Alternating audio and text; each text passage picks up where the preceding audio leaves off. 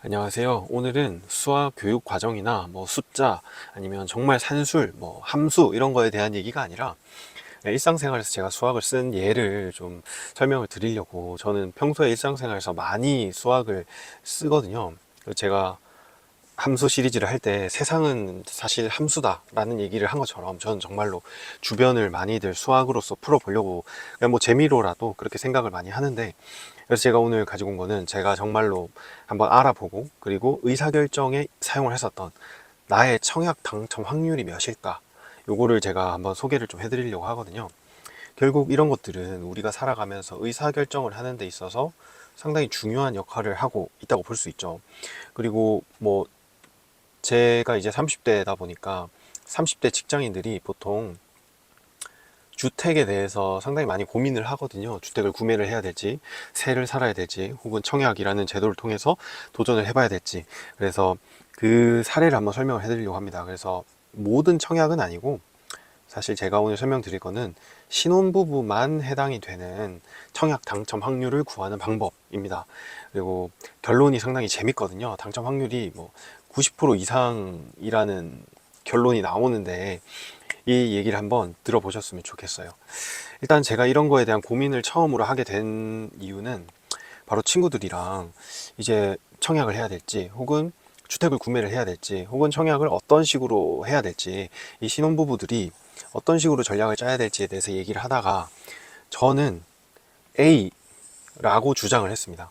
무조건 수도권은 정말 말도 안 되는 단지들을 빼고는 무지성으로 웬만큼 돈이 남는다, 혹은 투자적인 가치가 있다 라고 하는 것에는 청약을 러시를 해야 된다.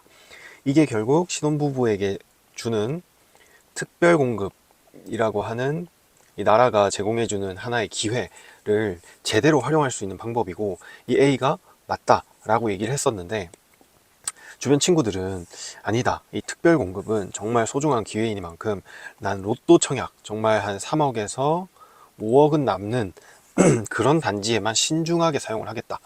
안 그러면 이게 또 언제 이런 기회가 돌아올지 모르고, 나중에 실제 이제 특별 공급이 아닌 일반 공급 청약의 경우에는 이제 무주택 기간도 정말 길어야 되고, 부양가족도 많아야 되고, 그런 문제들이 생기니 지금 난 특별 공급을 잘 이용을 해보겠다 라고 일단 생각을 했었거든요. 근데 저희 주변 신혼부부는 일단 아이를 가진 사람이 아무도 없었어요.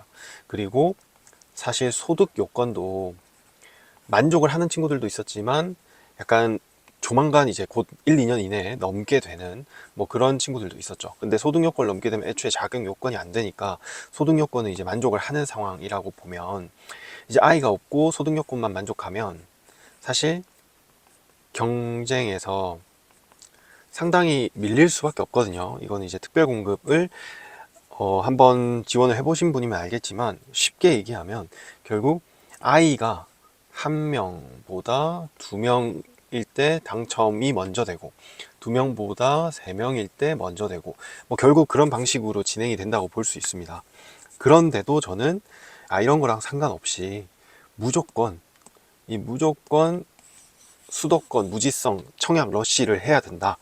그게 우리 청약 당첨 확률을 높이는 방법이다 라고 얘기를 했었거든요. 왜 그런지 제가 이제 설명을 한번 드리겠습니다. 먼저 이제 저희가 이제 이거를 수학적으로 판단하기 위해서 몇 가지 데이터가 좀 필요한데, 그 데이터를 간단하게 기사 등을 통해서 구할 수 있거든요. 정확한 수치가 필요한 건 아니기 때문에 연도별 전국 아파트 분양 물량, 가구 수를 보면 2018년부터 24년까지 실제로 제가 결혼하고 주택을 구매하려고 했던 시기인데, 계획은 이랬지만 실제는 이 정도다. 요거를 실제로 하면 대충 한 20만 정도라고 볼 수 있겠죠. 그래서 정확한 데이터는 중요하지 않기 때문에 20만 가구가 매년 들어올 예정이다 라고 그냥 넘어가 보겠습니다.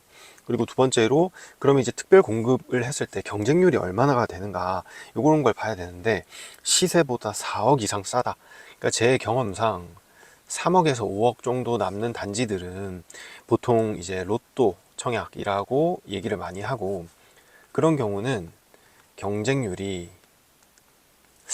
최소 100대 1 정도에서 시작을 하는 것 같더라고요. 그래서 로또 청약은 100대 1이라고 하고, 그리고 로또 청약은 보통 제 경험상 분기당 한 개 정도, 그러니까 전국을 대상으로 하면 그렇지 않겠지만 제 친구들, 이 B에 있었던 친구들이 결정하려고 할 때는 분기에 하나 정도 나오는 거를 기다리고 있더라고요. 그래서 이런 식으로 기다리려고 하는 친구들이 있었다. 뭐 이런 거를 이제 한번 생각을 해보고, 그리고 나서 이제 저희가 살펴봐야 될 게 정말 중요한 조건이 있는 게 뭐가 있냐면, 이건 제가 최근에 그냥 올라온 입주자 모집 공고 그냥 아무거나 하나를 가지고 온 건데요. 모집 공고가 이런 식으로 나온다는 겁니다. 그래서 모집 공고를 이렇게 내용을 보면 여기서 정말 중요한 내용이 있는데, 자, 특별 공급은 유형별 당첨자 선정 방법에 따른다. 근데 저희는 애가 없기 때문에 결국 여기에 선정이 될 확률은 사실 제대로 된 단지라면 0%거든요. 근데 중요한 거는 여기가 아닙니다. 바로 중요한 거는 이 부분인데요.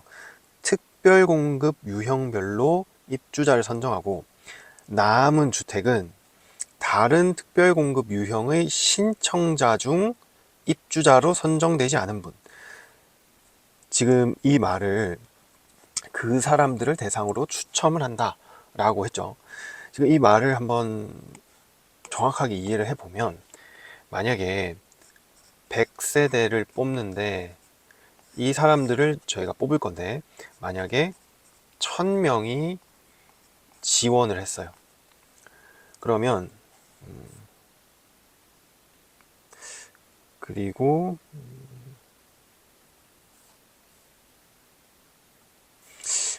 사실 제가 지금 말을 하려고 하는 조건이 딱 저 문장인지는 확실하지가 않네요. 근데 일단 다시 설명을 해보면 1000명을 지원을 해요.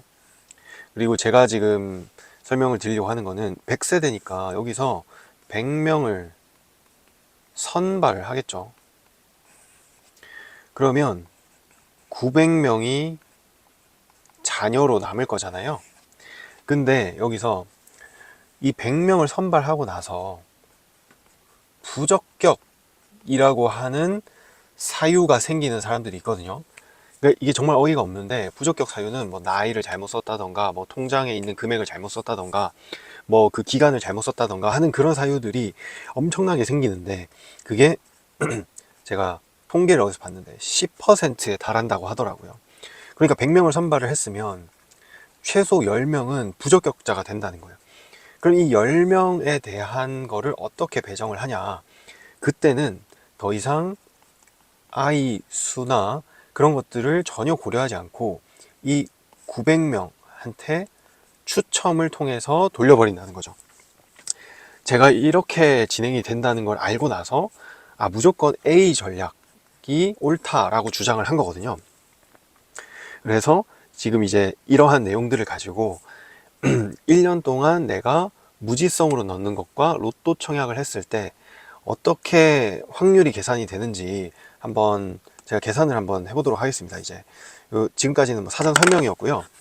그래서 이제 뭐 엑셀을 키고 한번 이제 설명을 해볼 건데, 먼저 연간 총 분양수, 이건 아까 1년에 대충 20만 건 정도다 라고 봤었잖아요.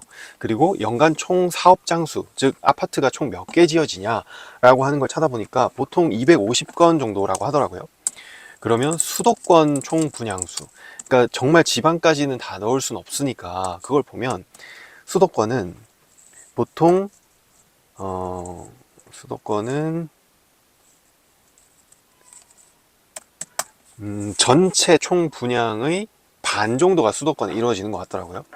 근데 그 중에서도 정말 사실 넣으면 안 되는 정말 안 좋은 단지들이 있을 수 있잖아요. 뭐 아무도 없다거나, 뭐 전혀 도로망이 없다거나, 뭐 주변에 지하철역이 없다거나, 그럼 그런 것들도 좀 제외를 한다라고 하면 이제 실제 지원 가능 분양 수를 대보고, 걔는 제 경험상으로는 그때 저는 여기서 70% 정도를 잡았던 것 같아요. 그래서 1년에 나는 한 7만 가구 정도에 해당되는 거를 무지성으로 넣어버리겠다라고 볼 수 있는 거죠.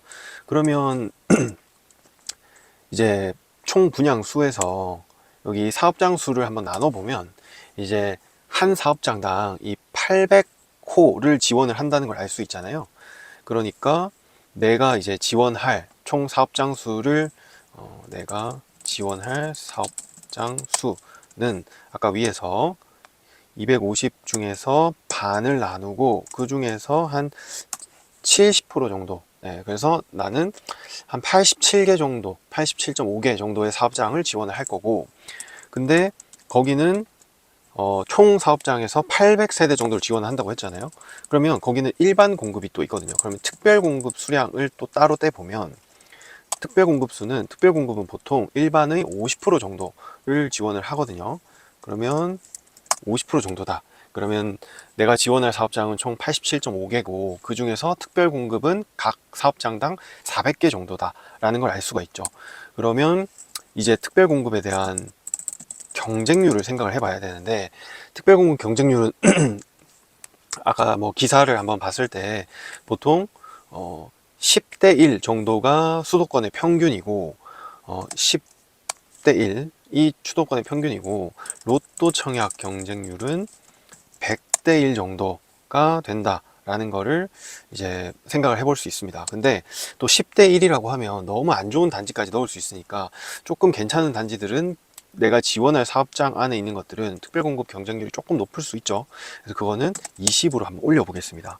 그래서 이런 부분들은 제가 그냥 추정을 하고 있는 거거든요. 근데 그 추정이 어느 정도 데이터에 근거를 했고 너무 비약이 심하지 않는다면 결론적으로는 상당히 잘 들어맞는, 이것도 수학적인 그 추측 방법의 하나거든요. 일단 계속 한번 해보면, 자, 이제 한번 확률을 한번 계산을 해보겠습니다. 이제 한 단지에 내가 당첨할 확률을 이제 계산을 해볼 건데, 이걸 어떻게 할 거냐면, 특별 공급 수가 아까 400세대가 들어간다고 했죠. 그러면 경쟁률이 20이라는 거는 지원자 수는 여기다가 20을 곱한 게 이제 지원자가 되겠죠. 그러면 이 8,000명이 지원을 해서 400세대를 가져가는 건데, 그러면 당첨자 수는 400이 될 거고, 그러면 잔여자 수는 7,600이 되겠죠. 그러니까 이 당첨에는 저는 절대로 처음에 들어갈 수가 없는 상황이었어요. 왜냐면 아이가 그때는 태어나지 않았었기 때문에. 그럼 저는 무조건 이 잔여자에 들어갈 수밖에 없는데, 아까 부적격 지원자라는 거를 기다리는 게 상당히 중요한 거라고 했었죠. 부적격은 이 당첨자 중에서, 이거는 실제로 통계가 발표가 됐는데 10% 정도가 부적격이라고 하더라고요. 그러면 이 잔여자 중에 내가 추첨 안에 들어가서 이 부적격 지원자의 물량을 가지고 갈, 즉 내가 당첨될 확률은 40개 중에서 내가 7,600명 안에서 40개를 가지고 가면 되는 거잖아요. 즉 여기 있는 0.005, 뭐 이걸 뭐 풀어보면 0.526%가 되겠네요. 내가 한 단지에서 당첨될 확률이 0.526%인 거예요. 근데 여기서 진짜 중요한 게, 그러면 당첨되지 않을 확률이 몇일까를 생각해보면 1 빼기 이 위에 숫자를 넣으면 99.47%, 그러니까 99.47% 정도가 내가 당첨되지 않을 확률인 거죠. 요것만 보면 뭐야, 뭐 이거 확률이 완전 낮은 거 아니야? 라고 생각을 하실 수 있죠. 근데 이제 중요한 거는 내가 이거를 몇 번을 할 거냐 라는 거거든요. 자, 여기서 잠깐 다른 걸로 돌아갔다가 오면, 네, 여기서 이제 수학적인 개념을 조금 쓸 건데, 내 당첨 확률이 10분의 1이라면 내가 당첨되지 않을 확률은 10분의 9가 되겠죠. 근데 이거를 내가 10번 반복을 했을 때, 10번을 다 해도 당첨이 10번 다 안 될 확률은 10분의 9의 10승이겠죠. 그러니까 이걸 바꿔서 말하면 내가 한 번이라도, 뭐 한 번이든 두 번이든 세 번이든 네 번이든 다섯 번이든 10번이든 한 번이라도 당첨될 확률은 1 빼기 10분의 9의 10승이 되는 거거든요. 그래서 저희는 지금 요 개념을 저기다가 적용을 한번 해보려고 합니다. 네, 이해되시죠? 그러면 한번 다시 돌아가 볼게요. 자, 한 번 당첨되지 않을 확률은 99.5%나 됐거든요. 근데 이거를 내가 1년 동안 당첨되지 않을 확률은 이라고 구해보면 얘를 1년에 내가 총 87.5개의 사업장에 넣었을 때 1년 동안 한 번도 당첨되지 않을 확률은 엄청 낮아졌네요. 63%예요.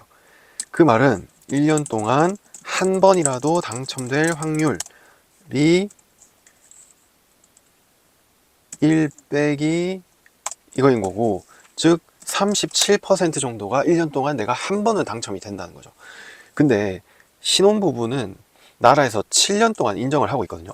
그러면 신혼부부 기간 동안 한 번도 당첨되지 않을 확률은 이라는 걸 구해보면 당첨되지 않을 확률을 87.5개의 사업장에 내가 1년 동안 넣을 건데 그거를 내가 7년 동안 반복한다. 지금 숫자가 어마무지하게 낮아졌거든요. 3.9%가 내가 당첨되지 않을 확률이에요. 그러면 이걸 바꿔서 신혼부부 기간 동안 한 번은 당첨될 확률이라고 하면 1에서 얘를 빼버리면 되겠죠.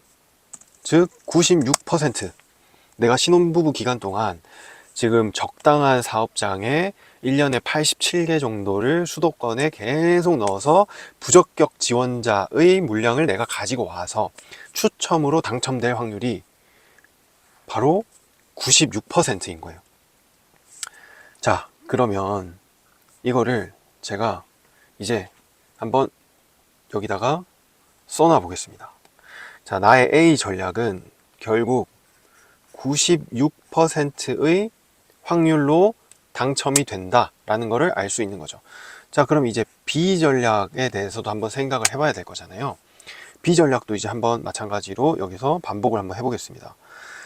자, 특별 공급을 내가 넣는다라고 했을 때, 자, 로또 청약은 경쟁률이 100이었죠. 그러면 400개의 물량의 지원자가 총 400 곱하기 100, 지원자가 총 4만 명인데 그럼 당첨자 수는 400명, 그러면 자녀자 수는 빼기 400, 39,600명. 그러면 부적격 지원자 수는 아까 위랑 똑같이 40명이겠죠. 그러면 내가 당첨될 확률은 40 나누기 39,600, 즉 내가 당첨될 확률은 0.1% 남짓이네요. 자, 그러면 당첨되지 않을 확률을 계산을 해보면 1 빼기 1 넣으면 99.9%가 당첨되지 않을 확률이에요. 그럼 이거를 1년 동안 한 번도 당첨되지 않을 확률을 그대로 똑같이 계산해 보면 1년에 로또 청약이 총 몇 개 정도, 분기에 한 개를 기다리고 있었다고 했죠, 제 친구들은. 자, 그러면 이렇게 되고, 즉 1년 동안 당첨되지 않을 확률이 99.6%예요. 그럼 1년 동안 한 번이라도 당첨될 확률은 1 빼기 이 값은 4%, 0.4%네요. 제가 취한 전략은 37%였던 데 반해서 얘네들은 0.4%의 확률을 기대를 하고 있는 거죠. 이거를 7년으로 확대를 한번 해볼까요? 한 번도 당첨되지 않을 확률을 1년에 4번을 넣고 이거를 7년간 반복한다. 그러면 89%, 네, 89.3% 정도네요. 그러면 신혼부부 기간 동안 한 번은 당첨될 확률을 구해보면 1 빼기 89, 10.7%. 네. 즉, 제 친구들이 취했던 전략은 10.7%의 이제 확률을 가지고 있는 거죠.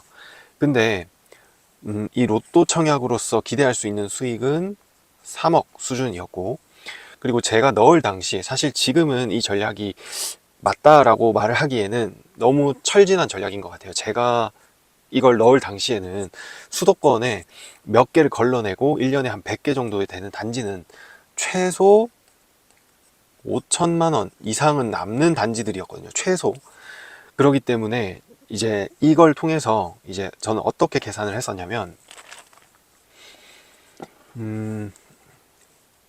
자, A를 통해서 이제 기대값이라는 거를 계산을 해보면 96%의 확률로 5천만 원을 구할 수가 있다면 이 기대값, 이 A는 0.96 곱하기 5천이 되고, 즉 4,800만 원이 되겠죠. 자, 그럼 B의 기대값을 또 구해보면 B는 10.7%로 3억을 구할 수 있는 거였는데, 그러면 이거의 기대값은 0.107 곱하기 3억이니까, 즉 이 값은 3천 뭐 이렇게 되겠네요. 네, 3,210만 원 뭐 이렇게 되겠죠. 그러면 제가 이 첫 전략 무지성으로 무조건 넣어야 된다라고 했던 거의 기대값은 4,800만 원이고, 이 B 전략으로서의 기대값은 3,200만 원이니까, 그래서 저는 당연히 이 A가 우월한 전략이다. 그러니까 이게 나쁜 선택이 아니라, 내가 무언가를 투자로서 기대를 한다면 이거는 하나가 될 확률이 매우 높고 이것보다 훨씬 더 우월한 전략이다 라는 얘기를 했던 거거든요. 근데 사실 지금 그때 제가 계산했던 당시에는 최소 5천만 원 이상의 기대되는 단지만 넣었거든요, 사실 저는. 그래서 이거보다 기대값이 훨씬 더 높았었어요. 그리고 그때 그 로또 청약을 하는 단지들은 이거보다 더 확률도 낮았고, 그래서 결국 저는 이걸 선택을 했고, 그 최종 결론은 저는 결국 이 전략을 통해서 청약이 당첨이 됐습니다. 그래서 저는 주택을 청약을 통해서 구매를 한 거고, 실제 저는 이런 그 투자에 대한 전략을 선택을 할 때, 투자에 대한 고민을 할 때, 이 수학적으로 먼저 확률과 기대값, 그리고 내가 이룰 수 있는 리스크, 이런 것들을 먼저 전략적으로 좀 파악을 하거든요.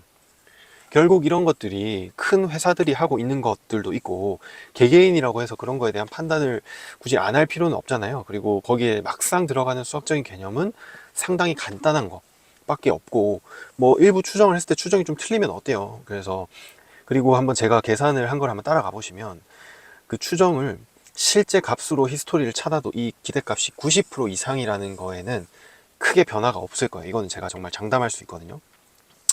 그렇기 때문에 그때 청약 확률은 90% 이상 당첨된다 라는 결론을 제가 얻을 수 있었고, 뭐 이런 거 외에도 평소에 제가 어떤 투자를 하거나 무언가를 결정을 할 때 수학적인 판단을 먼저 많이 해보는데, 그런 것들이 또 기회가 되고 제가 여유가 되면, 그리고 또 혹시 궁금한 게 있으시면 저도 같이 또 수학적으로 한번 판단을 해보고 그렇게 하는 시간들이 좀 많이 있으면 좋을 것 같습니다. 그래서 투자 전략을 한번 공유를 해봤고, 일단은 재미로 봐주셨으면 좋겠고요. 이거 외에도 제가 뭐 수학적으로 일상을 해석하고 뭔가 고민을 덜고, 일상생활을 하다 보면 뭔가를 선택하는 게 항상 고민이잖아요. 그래서 그 선택을 하는 데 있어서 고민을 없애주는 것만으로도, 아, 이게 좀 더 나은 선택일 수 있겠다라는 확신을 주는 것만으로도 인생이 좀 더 행복해질 수 있으니까, 뭐 이러한 방식으로 수학에 좀 쓸모를 증명할 수 있는 뭐 그런 시간들도 되지 않을까, 뭐 그런 생각도 하고요. 네, 오늘은 청약의 당첨 확률과 기대값, 그리고 그로 인한 이제 일상생활에서의 의사결정에 수학이 어떻게 쓰이는지, 얼마나 쓸모가 있는지 얘기를 한번 해봤는데요. 재밌게 봐주셨으면 좋겠습니다. 네, 다음 시간에 뵙겠습니다.